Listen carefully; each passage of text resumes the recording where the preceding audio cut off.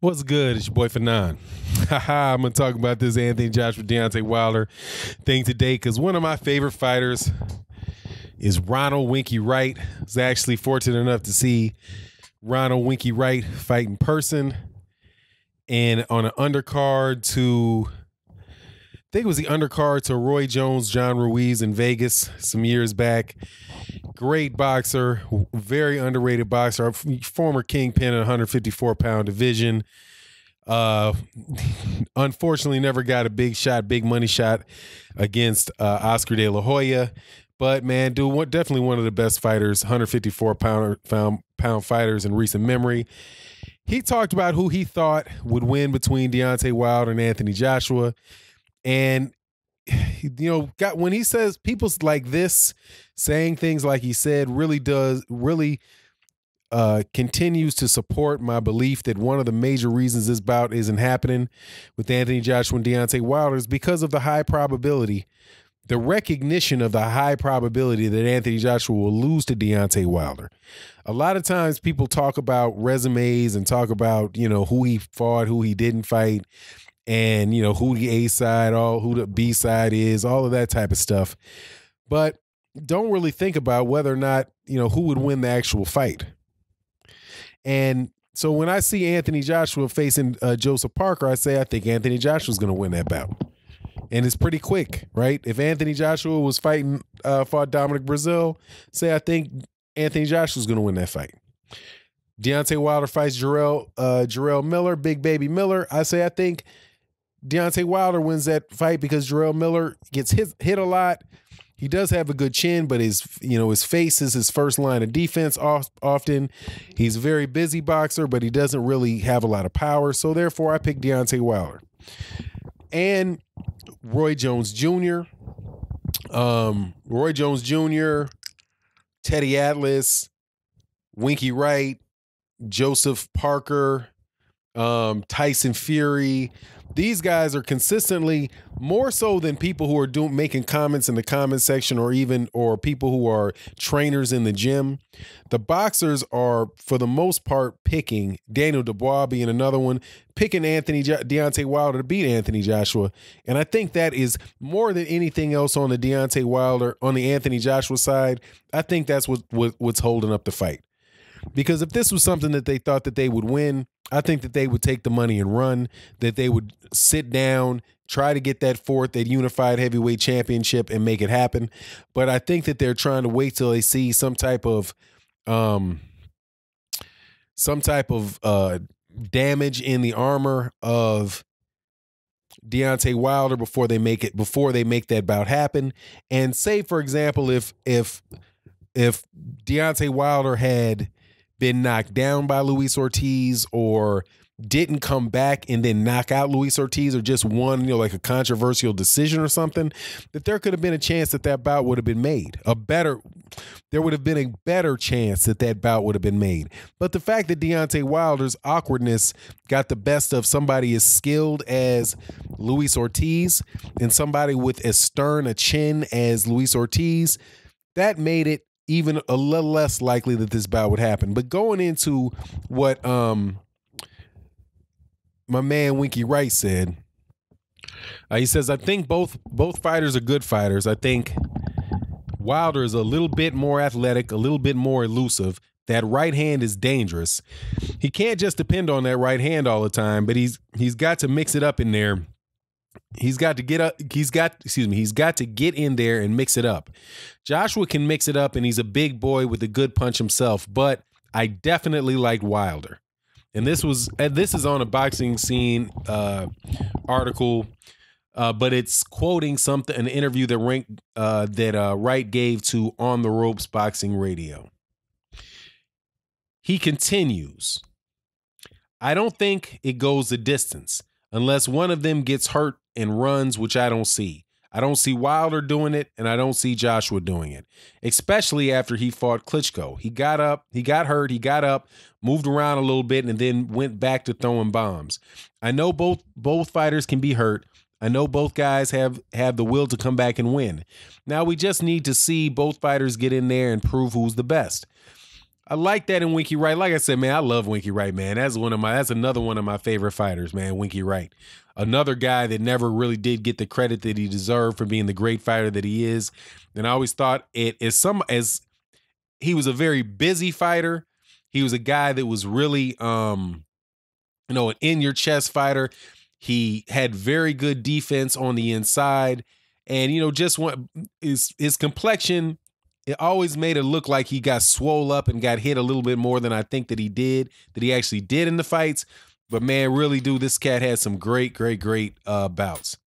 Unfortunately for him, he's also a victim of some things where I thought, because of the way that he fights and kind of going back and forth with people, I think he also got some unfortunate robberies that happened to him, like Harry Simon. I do believe he fought Harry Simon in South Africa. That was just a tragedy of a fight. I also thought he beat Fernando Vargas. Thought that was some nonsense. But then he did have a really good string of wins where he beat Shane Mosley back to back. He beat Felix Trinidad.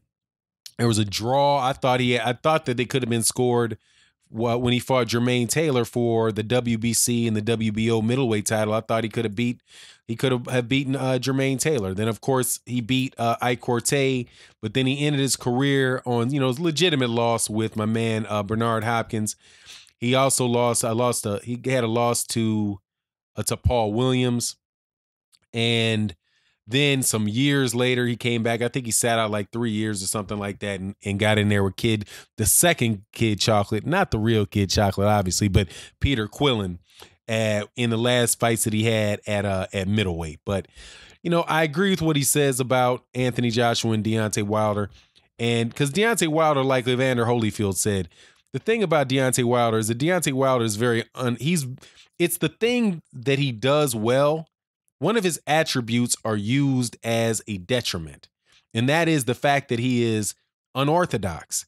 And I really do love the way that Evander Holyfield talked about it when Evander Holyfield said, look, you don't know what Deontay Wilder is going to do at any given point in time. It's real hard to plan for somebody that doesn't know what they're going to do. Like he's like, only Deontay Wilder knows what he's doing, and he's making it up as he goes. But he's got that ability to hit guys. He said he's seen him hit guys, knock guys off by hitting them on the top of their head. And a lot of times those guys, usually when you hit somebody like that, you can break your hand. But Deontay Wilder knocks guys out like that. I've also think that Deontay Wilder has so much power that he can cuff you and knock you out. Like he can hit you with the palm of his glove and not the palm of the glove and still knock you out. So for Winky Wright to say, look, man, I definitely he doesn't think it's going the distance. He can't see that. He thinks it's going to end by a knockout, and he's definitely going with Deontay Wilder. Put 2 and 2 together. That means he's picking Deontay Wilder to knock out Anthony Joshua. He says it very politely, but that's the only conclusion that you can draw from. I definitely side with Deontay Wilder. I think, that, of course, either guy can win, but, he goes with Deontay Wilder because Deontay Wilder's more elusive. Now, that's another thing that I think is not talked about with Deontay Wilder as far as it goes with Anthony Joshua. One of the things that happened with Luis Ortiz against Deontay Wilder is that after Deontay Wilder got hurt, Luis Ortiz couldn't find him again. He couldn't walk down Deontay Wilder because Deontay Wilder is not he's a tall, rangy heavyweight, but he doesn't have a lot of body weight. To be 6'7" and 215 pounds, a benefit of that is that you're not going to tire as fast as somebody who's 6'6", 250, 260 pounds, because he's not carrying around all that muscle. And he's more fleet-footed. He's more agile because he's longer and he's carrying less weight. So all in all, man, that's why he was able to stay away from Luis Ortiz, and Luis Ortiz really wasn't able to finish the job because Deontay Wilder has fast feet. And if Deontay Wilder wants to stay away from you, he can stay away from you. He can clear his head and he can sit back down, and then you're always in danger of that bomb landing. And so far, that bomb, with the exception of one fight, and I think the reason he didn't knock out Bermane-Stiverne in the first fight with Bermane-Stiverne is that was his championship fight. That was his first time fighting for a title. There might have been some nerve. I'm sure there were some nerves there, and he might have just been a little more hesitant and really, wanted to pay a lot of respect. It was paying a lot of respect, and I don't mean respect in like him liking Bermane-Stiverne, but respecting Stiverne's power. Bermane-Stiverne had come off of a knockout in winning that vacant belt against I think it was Chris Arreola. He won that against by knocking out Chris Arreola. And Chris Arreola was somebody that's known to have a pretty solid chin, man. Chris Arreola could take 10, 15 to the chin every fight, man. I miss Chris Arreola, man. He was an exciting guy in the heavyweight division. Very talked a good game, man. Never really did commit to not cussing in interviews though. So, but anyway, it added a lot of fun to it. So kind of like Winky Wright, one of these guys that, not a lot of people are going to really, unless other than real diehard fans, people that really love boxing are going to remember. But I think that it's fair enough to say that both Deontay Wilder and Anthony Joshua will be remembered. It's just unfortunate that it's looking doubtful that they're going to be remembered for having fought each other. And one of the main things that Anthony Joshua might be remembered for is ducking out on that $50 million. $50 million. And so anyway, take Winky Wright, put Winky Wright in the column of the many professional boxers that have predicted that Deontay Wilder would stop Anthony Joshua. Now, my personal prediction is that, I think Anthony Joshua was very, very worried about Deontay Wilder. And also, when he got decked against Vladimir Klitschko, he's been a lot more hesitant. Similar to that and I'm not going to say the name of this UFC fighter that was coming off that knockout because I can't remember his name. Adeboyke. So is an African heavyweight in the UFC that just had a fight this weekend. I'm not a big UFC guy, but I did for a second tune in to that card. I didn't get to see the Daniel Cormier bout, but I did get to see the last round of this one, and that was the guy that guy was knocking out everybody, but then he got knocked out. And once he got knocked out, he got real tentative, and he wasn't really willing to jump in there and get hit because he had lost faith in his chin. Now, it could be that Anthony Joshua has lost faith in his chin. And he might think that, look, man, if he jumps up in there with somebody and they hit him, that he might not be able to recover. Because there really is a good chance that if Vladimir Klitschko was a little younger and Vladimir Klitschko's stamina was a little better, that if Vladimir Klitschko really stepped on the gas on Anthony Joshua, he might have got him out of there. So that might still be in the mind of Anthony Joshua. So if he brings any of that tentativeness in the ring with Deontay Wilder, he will get knocked out. Because if he gets hit by Deontay Wilder flush, he's going to go down. I don't think there's any doubt in anybody's mind about that. Anthony Joshua does not have a terrific chin. He's not somebody and Deontay Wilder, you can say, I think Deontay Wilder got knocked down once in his career. And got up, knocked the guy out. I think that might have been in his 9th or 10th fight or something. It might have been like 30 fights ago. But when Luis Ortiz hit him with that counter right hook off that, he didn't go down. And he took a series, not as many punches as people think he did, but he took a lot and still stood up to it, didn't go down.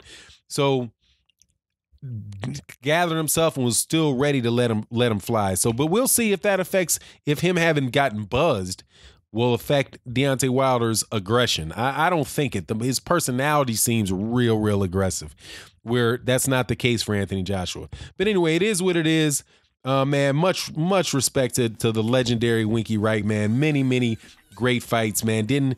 I don't think he gets the credit that he deserves. I think he might have got into the Hall of Fame. If he's not in the Hall of Fame already, definitely deserves to be so. And with that, I'm out. Peace.